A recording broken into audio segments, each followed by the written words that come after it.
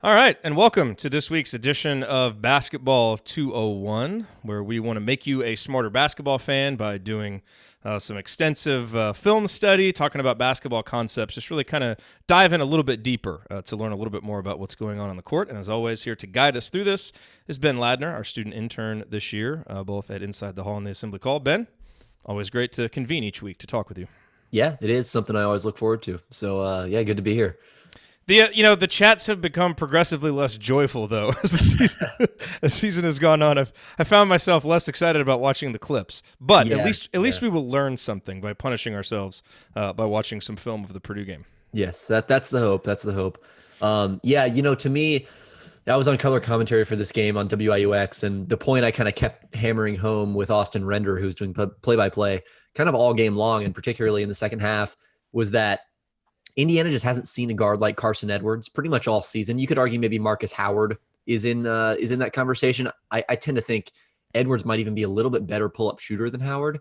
But at any rate, it's a pretty rare player. And so that kind of player that Indiana just hasn't seen put a lot of pressure on their defense. And Indiana really struggled to contain a lot of the actions that involved Carson Edwards in that game. They were able to limit him specifically. He had, I think, maybe 19 or 20 points on 16 or 17 shots. He wasn't super efficient, at least relative to what he normally does. Only 3 of 10 from 3. And so he kind of struggled personally, but I really thought that his gravity and his playmaking and the sets that Purdue was drawing up for him were really opening up a lot of good things for the rest of Purdue's players, particularly guys like Ryan Klein and then the bigs in Matt Harms and Travion Williams. So to me, one of the most important plays, and I can go ahead and start with the clips here. Yeah, was in the beginning of the first half. Coming in, Edwards is like a 38% 3-point shooter on about 10 attempts per game. So he's a both high volume and high efficiency player, but he kind of struggled in the first half to knock down shots. And so in the second half, he comes out. Ryan Klein, after this play that I'm about to show, Ryan Klein, who has the ball here at the start of the clip at the top of the key, actually hit 2 threes off of dribble handoffs as well. And that really opened up the rest of Purdue's offense because Indiana was already respecting Carson Edwards' shot, but because it wasn't going in, they were kind of getting bailed out a little bit. But on this shot, this is where he kind of sets the tone, I thought, for the rest of the game. You're going to see he comes off a screen. Justin Smith, as usual, does a nice job hedging. Zach McRoberts is going to get over the screen between the screener and the hedger, just like he's supposed to. Indiana, executes that well. But Purdue is going to run a second action right back off of this. This is a really tough thing to stop because right when you get back into position, there's another action to stop. And so you can see Juwan Morgan is bent out of position here. Justin Smith is getting back to his man who's rolling here as Rob Finney is stepping down to tag. And when Purdue goes right back into that second action, Juwan Morgan recovers. This time, Zach McRoberts goes under the screen. Carson Edwards reads that, and he just comes back to the left against McRoberts' momentum. One dribble, pull up 3, and because McRoberts was under the screen, he couldn't contest. And so, that's a pretty ordinary shot for Carson Edwards. But the fact that he was able to hit that early in the half, it forced Indiana to respect that shot even more than they would normally have to. And because of that, they were sending a lot of attention to Carson Edwards on plays just like that. From there on out, basically, they were sending 2 guys on the ball every time. And that opened up a lot of stuff for the roll men, for other shooters, for guys just keeping the ball. We'll see a couple clips here, keeping the ball on a dribble handoff and just going because 2 guys are going out to Carson Edwards. And so I thought that put a lot of strain on Indiana's defense. And they may not see another player like that the rest of the season, save for the one time that they play Purdue again. But I do think that that's something that Indiana and all teams really struggle with when you have that kind of player who can make shots from anywhere, put so much pressure on the defense. It can really do a lot of good things for the rest of the team. So should Zach have gone over the screen there? I think so. But again, it's tough because he got over the screen going one way, and then immediately they're coming right back going the other way. And so it's tough because he kind of sunk back to the level of the screener. And it would have been a long route for him to try to get back over the screen into Edwards' body and back over. So, and Edwards is just so quick. I mean, he can change direction like that. Yeah. So asking someone to, go over the screen, then get back over the screen and back and forth is a really tough ask. But ideally, yes, he would have gone over. So, just a quick reminder, if you're listening on the podcast, there are film clips that go along with this. We broadcast it live on YouTube. You can watch the replay at our YouTube channel, youtube.com/assemblycall. So, I guess that's the other question. You kind of alluded to this. Because of how unique Purdue is offensively, because you have a guy like Carson Edwards, plus a guy like Ryan Klein, who's just an outstanding shooter, how much of what we saw in that game when we're not playing Purdue are teams going to be able to do against us, or is Purdue somewhat unique in that perspective? They are unique in their personnel, and I think they run a pretty good offense. I liked a lot of what they were doing with the floppy actions, the baseline screens, the handoffs, pick and rolls, stuff like that. I think that part of it actually might be replicable with other teams. Not every team runs that kind of style, and you wouldn't expect a team to change its entire offense and kind of run exactly what Purdue's running. But not every team has the personnel, obviously, so it's not quite as threatening and dangerous, but the actions, just the constant flow of dribble handoffs and screens proved really difficult for Indiana to stop. And I do think that went beyond just the shooters in Carson Edwards and Ryan Klein that Purdue had. I think that was something that Indiana, and really I think any team, would have trouble stopping. So I don't know how many teams remaining on Indiana's schedules are going to run that much, motion within their offense that quickly. But certainly that could be something that, if they see it again, could be difficult to stop. Is it something where the complications of Indiana's defensive scheme can hurt them in these cases, when they don't execute it properly? And if they were doing something a little bit simpler, it wouldn't be – I guess it's a double-edged sword, because if you do something a little bit simpler, you also don't get the benefits of what you get when you run your defense right. Right. I think, we talked about how hedging puts – and the pack line in general puts the defense into a lot of long rotations. I think that can be difficult when a team is running, just going back, like Carson Edwards goes back and forth like that, one side to the next, using screens constantly, one after the other, or a team just runs one action into the next, because it's almost like as soon as a hedger comes out, as soon as he's rotating back to his man, he has to come back up and hedge again. Or, the help side defender who's tagging the roll man, as soon as he's recovering, he's got to go help somewhere else. And so those long rotations, you can't really make the full rotations, because as soon as you finish doing one, the offense is putting you right back into another one. And so it ends up a lot of the time just scrambling your defense, because you're running back and forth around the court trying to cover all these different holes because of how quickly the offense is running through its sets. So what's the answer there? Like in a case like this against a guy like Edwards, do you just need almost better ball pressure on him, someone who can deny him getting back to the second screen or make that more challenging? Because, that's part of it. You see the stuff at the end, but a lot of times it feels like it's what happens at the very beginning that sets all of that in motion. Yeah, I think, obviously it's a tough player to guard. I think any scheme would have difficulty doing that. Maybe, something that I think might work is just the idea of trapping him. Like, because to me, if you're going to hedge, if you're going to come all the way that far out on the floor, you might as well trap the guy. If you're going to try to force the ball out of his hands anyway, maybe try to create some turnovers. Now, that does put you at a numbers disadvantage, and Purdue was really good at finding the open man when they had that advantage against IU. Maybe you do kind of more of a show rather than a hedge, where you have the big man just kind of stay with one hand attached to the screener, and then kind of, lean out and kind of just get in the ball handler's vision a little bit and make that difficult, take away like that split second where he might be able to pull up for three, and then have the guy guarding Carson Edwards just fight over the screen. In this case, Zach McRoberts. I guess that's kind of a high drop, if you want to use the technical term. But yeah, I was a little surprised Indiana didn't try to change up what they were doing, because, midway by the midway mark of the second half, it was clear that it wasn't really working. And so I was a little surprised that they didn't try something else, just give Purdue a little bit different look, because the Boilermakers were just dicing up whatever Indiana was throwing at them. And, for most of the game, that was the same thing. So Purdue didn't really have to adjust to anything Indiana was doing.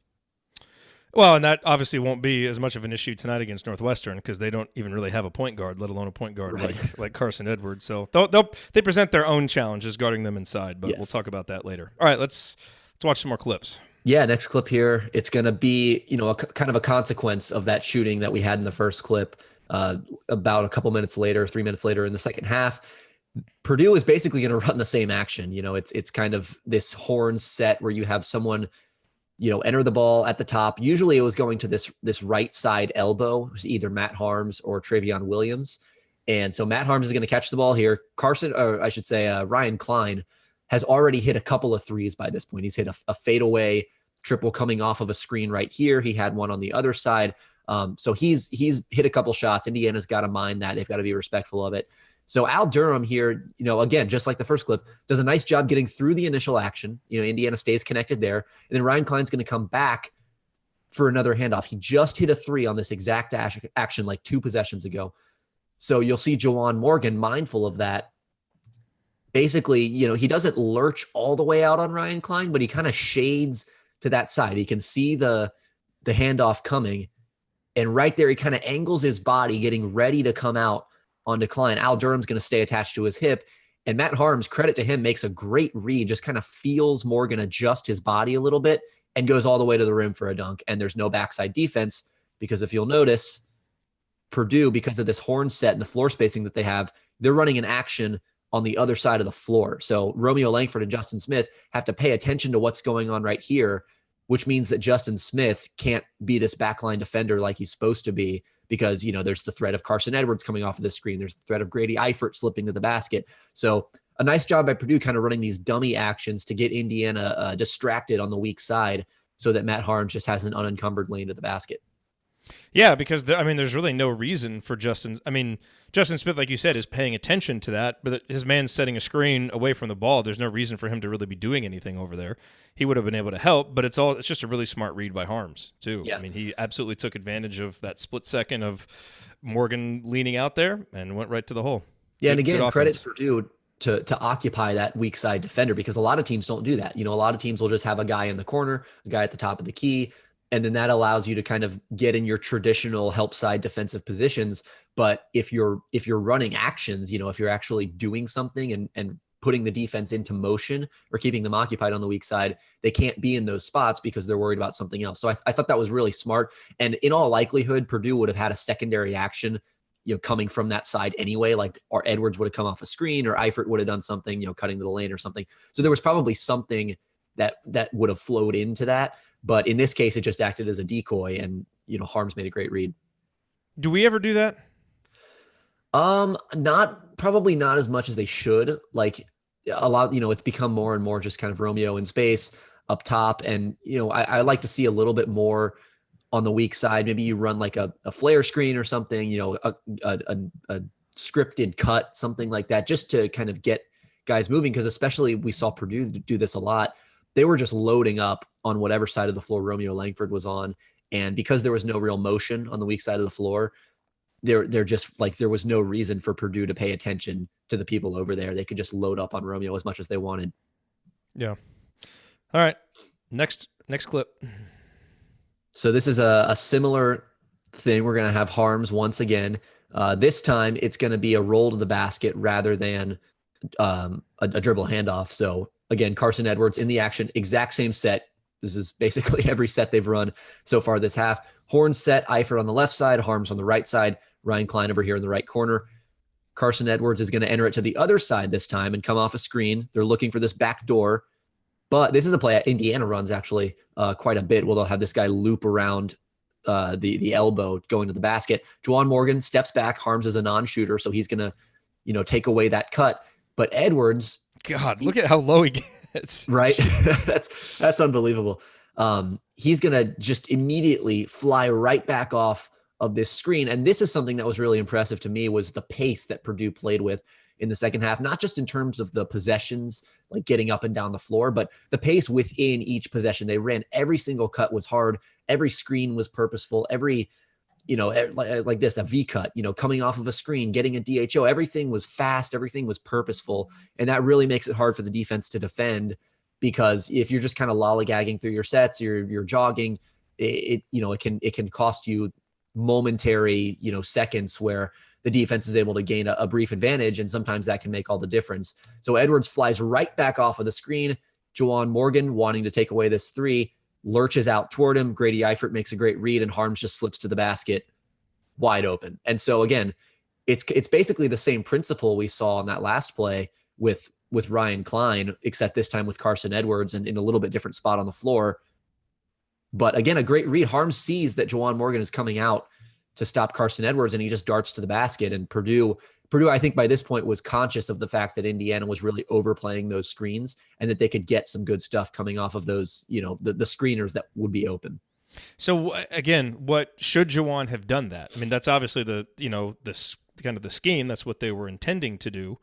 But as that, like you said, as that kept happening, they never adjusted to it. Because I mean, you have to, like you said, you have to respect Carson Edwards, and you want to deny him the ball, but you're just giving up dunks. I think because Rob Finney wasn't in that bad a position. I mean, all things considered, considering how hard Edwards moved and how quick he moved, Finney was in decent position. It almost seems like there maybe Juwan did a little more than he needed to. Yeah, again, it's a really tough action to defend. So credit to Purdue for leveraging that. But I think if you're Juwan, what you do here is maybe. Actually, that's a really tough position because Finney is kind of behind the screen. That's true, he is. So if he catches it here without Juwan coming out to stop him, that's a rise and fire three. Well, it'd also be nice if Justin Smith was up in Eifert's face. Right. I mean, ball pressure would be one thing too. Yeah, he's not doing anything. Right. Yeah. And that's something that I'm sure they would point out in their film session as well. If you can crowd the passer and make this a little bit more difficult of an angle, that would help as well. That's a good point. You made a really good point about how hard they move offensively. And, I already hate this episode because it's turning into this Purdue love fest, but they were impressive. And I think the thing that we could learn from them and that we don't talk about enough, I feel like a lot of times when we talk about playing hard, we talk about playing hard on defense. You talk about it with transition defense or guys running the floor in transition offense. You don't often talk about guys playing hard on offense, cutting hard, cutting with purpose. I mean, how hard Carson Edwards goes when he's cutting, and that change of direction where literally, I mean, he's moving, and if you couldn't see the video, his knees almost hit the ground because he got so low and then exploded out of it. We don't have anybody who moves off the ball like that. Justin Smith will every once in a while when he smells the rim, but we just don't move with that kind of conviction. And maybe part of it is, they have a little more confidence in what they're doing, a little more trust in what they're doing, and it's easier to move fast, cut hard when you're not thinking as much, and maybe we're overthinking it to try and give a benefit of the doubt. But I think part of it is also they just play harder offensively than we do. And that's, that's something that we should remember when we talk about playing hard and effort and toughness. It's not just execution on offense. It's also how hard are you doing stuff? That is part of execution. Right. And I think part of that is Carson Edwards and Ryan Klein both understand how big of a threat they are. And they really, I think, have a good understanding of what their gravity can do for the rest of the offense. So they understand the fact that they can create looks for teammates just by running hard off of screens. They understand what that does for their offense. They know how valuable that can be. And you see that with Steph Curry and Klay Thompson, to make another NBA comparison. Those guys, it wouldn't be an episode of Basketball 201 without exactly. They run hard off of every screen. They set every screen with purpose. They, all those little improvised cuts and screens and split cuts that they do off the high post, all of that is done with the understanding that if they're not open, then one of their teammates in all likelihood will be. And so, when you're running an action with, two options, one of them is you get an open three and the other is your teammate gets an open dunk, that encourages you to run through the play hard because it's going to do something good for your offense. And Indiana just, as good as Rob Finney has been shooting the ball this year, Al Durham, all these guys shooting high percentages on a low volume, they're just not that kind of threats as a shooter. And so, they don't have quite the same pull, quite the same gravity that's going to open up the rest of the floor for their teammates. And because of that, Indiana can't leverage that in the same way with those, hard sprints, those cuts, those dribble handoffs. It just doesn't have quite the same impact. Yeah. Did you splice any videos of the 2013 game or the 2012 game in here? Can we go back there and watch some of these? I did not, unfortunately. This is all right. And as we're only going to get later in the game, so that the margin is only going to increase for Purdue. Okay, well, let's watch another one. So here we go. This is going to be pretty much the same thing we saw earlier, where instead of Matt Harms, it's going to be Travion Williams as the big man. So basic pick and roll. Carson Edwards coming off, Juwan Morgan, hard hedge. That's a good hedge right there. You get him off of the line that he wants to take. Right. That's a textbook hedge. But again, like we've seen all game long, Purdue is just going to transition right into another action. And so Edwards gets it back to Williams. And look, again, the purpose, the pace, throws it and immediately sprints into a dribble handoff. Juwan Morgan comes all the way out. Travion Williams to the basket, picks up a blocking foul. and he's going to the line for 2 shots. And I mean, he just completely left him. The threat of Edwards was exactly. And this is where running hard really, really benefits too, because if he just kind of moseys into this handoff, maybe Rob Finney's able to get into him crowded space a little bit and get over the screen a little bit easier. Maybe Juwan Morgan doesn't have to, lurch out so hard to help. Maybe, this dribble handoff just isn't quite as effective, but because he runs so hard into it, it puts it puts the defense in panic. And so you just see it's wide open. And so that's, again, just the pace, the effort, the gravity is all kind of coming together to free up opportunities for other players on Purdue's roster. Yep. I think, you watch this and you kind of understand why Matt Painter will live with 4 or 5, just like 30-foot 3-point chucks by Carson Edwards, because he plays his butt off on offense. He kind of earns those shots. So he does. Okay. Last clip here. I promise this is the last one. This will be over soon. It's, probably don't need to spend too much time on this one because it's kind of the same phenomenon that we've been seeing the whole time. High post, dribble handoff. Edwards comes off of it. And this now, why did he stay with him for so long there? Juwan? Yeah. It's a good question. Again, this is something we've kind of gotten on Juwan before on this show, where he kind of just, 1 or 2 extra slides with the ball handler. Part of it may be because you look at McRoberts, he has to take a really wide route to get back in front of the ball. Like, he's behind Carson Edwards right now. Yeah. And so Juwan has to stay there for just like a beat longer. That's true. And if he wasn't there, Carson Edwards was going to explode to the hole.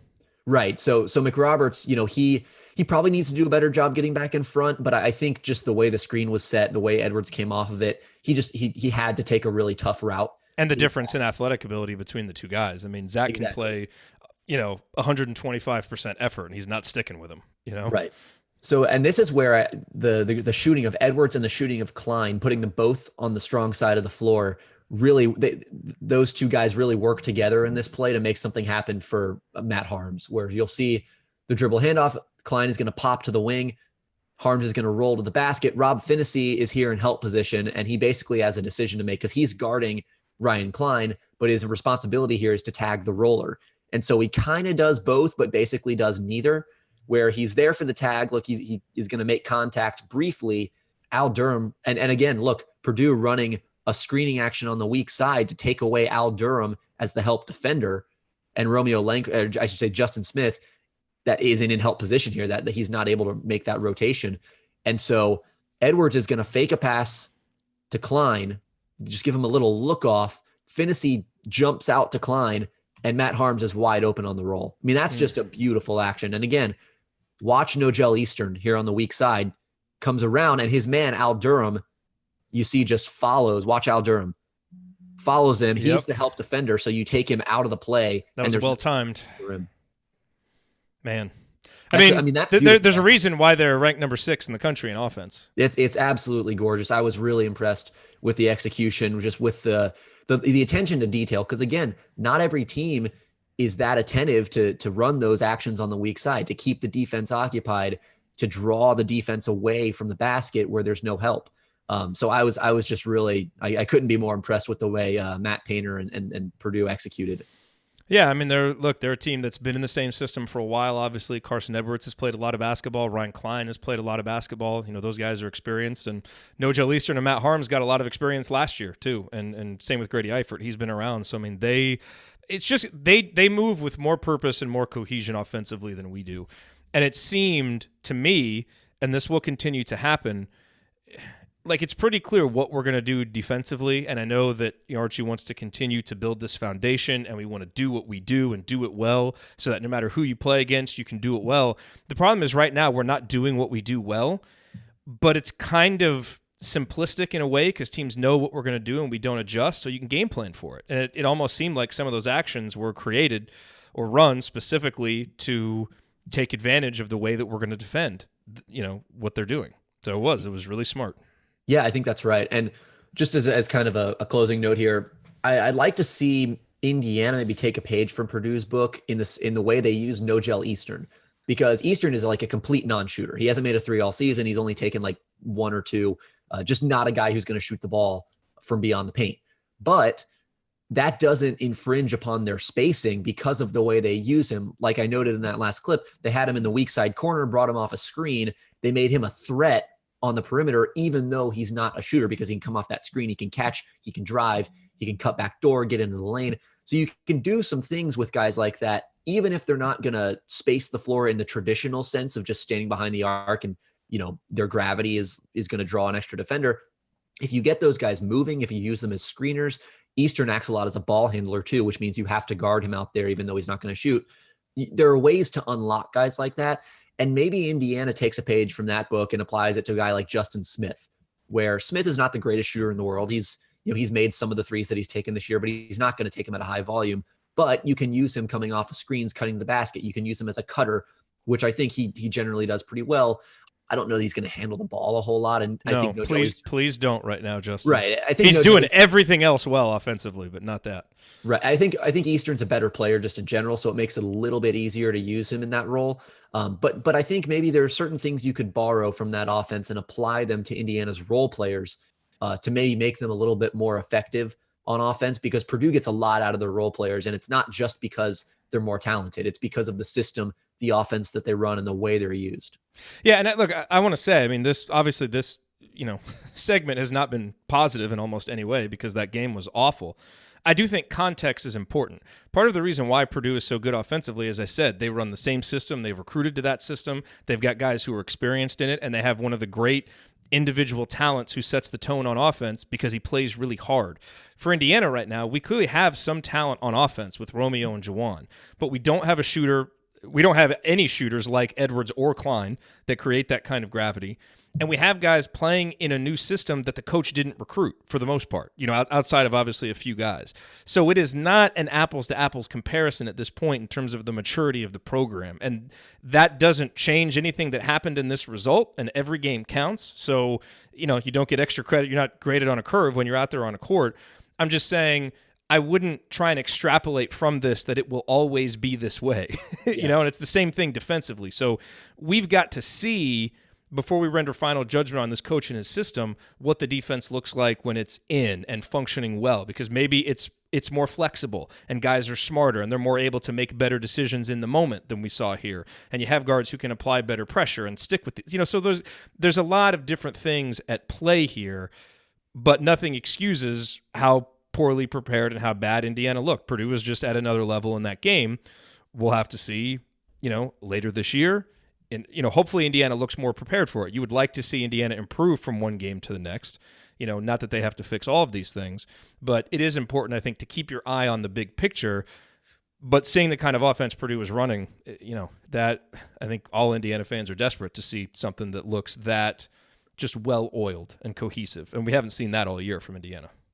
Yeah, and one tweak I might suggest, because Indiana is going to play Purdue again, we talked about, that weak side screening action, the down screens, the cuts, stuff like that. Maybe that's where some off-ball switching might be useful, because you don't have to sprint over those screens and follow your man. You can kind of just, you almost play it like a zone, where if they're gonna screen, change position, something like that, you kind of just stay where you are and you just have a different man. And that might allow, in that clip, a guy like Al Durham, instead of having to follow No-Gel Eastern up to the top of the key, can stay in his position and maybe be a little bit better positioned to help and get to the midline if he has to slide over. Yeah. All right. We didn't talk about offense. Just what were you've talked a little bit about the offense, but what were your observations and any other tips or tactics or things that you'd like to see from Indiana? To get Romeo Langford back playing in space. And I know Purdue was loading up, Archie called, he said several times they were loading the box on Romeo. That's exactly what they were doing. He was seeing, just multiple pairs of arms every time he got to the paint. Purdue has a lot of length. They have a lot of athleticism, a lot of big bodies, a lot of smart, kind of heady defenders. So that, they made things difficult on Romeo, but there's just not a lot of space in this offense right now. And I was really encouraged, actually, even though Zach McRoberts was 0 for 4 from 3, just the fact that he was shooting the ball and he was able to. And he made his last 2. Like, he kept his confidence. That was able to awesome. step into a couple long 2s, even though I don't love that shot in general. Just the fact that he's shooting the ball and posing some kind of threat. He's actually pretty good at dribbling into a 2-point shot. Like, he's been pretty successful at that over his career. And I don't like it either, but if that's what it takes to make him a threat and he feels good about it, shoot it, Zach. Right. And Justin Smith knocked down a 3. He dribbled into a pull-up jumper. So those were encouraging signs, even if you don't want those guys doing that kind of stuff all the time. They just need to pose some kind of threat. And it was clear early on that Purdue was inviting Indiana to take threes, at kind of if it meant that they were able to send multiple bodies at Romeo Langford, and it was working. Purdue was basically daring Indiana's role players to beat them, and they couldn't. So there was a stretch where Juwan Morgan was able to take over. He was pretty effective as a scorer, played good defense, I thought. Romeo was basically a non-factor. I doubt we'll see a game like that from him again. I think that was pretty uncharacteristic. Airball to 3, missed all of his free throws. That's pretty rare for a guy like him. I wouldn't necessarily expect him to have another game that bad again, but I do think that there was some systematic, stuff that Purdue was doing to take him away, and I would expect Indiana to maybe make that their primary focus next time Purdue comes to Assembly Hall, is just how do we get Langford going back downhill, playing in space with room to operate, getting to the basket where he's so good finishing, and then maybe make it easier for him to act as a distributor. Because, I thought he did miss some passes on Saturday. I thought there were some windows and some angles that were there and he didn't necessarily see. But in large part, they weren't like obvious passes that he was missing. He didn't really have like the natural passing angles in terms of, hitting the roll man with a pocket pass or like making the drive and kick pass, stuff like that. Those angles just like weren't really there, the ones that he's accustomed to having. And so maybe you try to find a way to unlock those a little bit more and get guys playing off of him.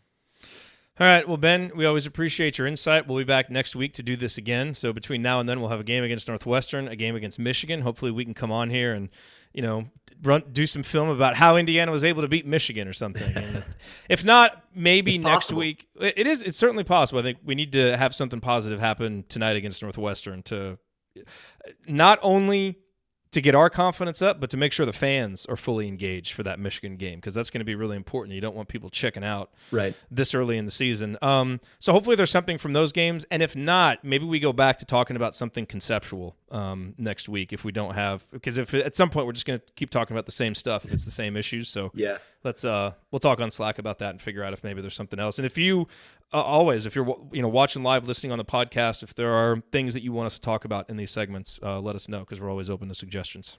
For sure. All right, man. Are you doing the email tonight, or is no? Seth is. Seth's got the email tonight. I've got it on Friday. Okay. Very nice. All right, man. Well, have a good one, and we will talk to everybody next week on a new edition of Basketball 201. Cool. Talk to you later. Yep. All right, everybody. So I'm going to go post this and then get ready for Banner Monday, and then Banner Monday on Tuesday we'll start. It'll be a new YouTube, so you'll have to get out of this and go to the new YouTube link, but it'll be on the homepage. So that'll go up in about 25 minutes. So I'll see you all then.